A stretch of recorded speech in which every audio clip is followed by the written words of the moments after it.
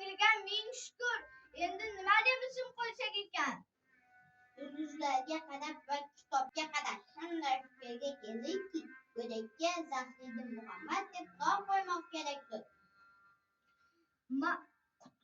Ma'qul, xo'p, ma'qul. Ulug' bo'lsin ulug'larning ismi, nasib etsa yo'lbarsdek bahodir bo'ladi. Aytgandek, bu bir yo'lbars deganidir. Shahzodani unda Zahiriddin Muhammad Bobur deb ataylik. Bahodir sarkarda bo'lsin. Olimga podshoh bo'lsin.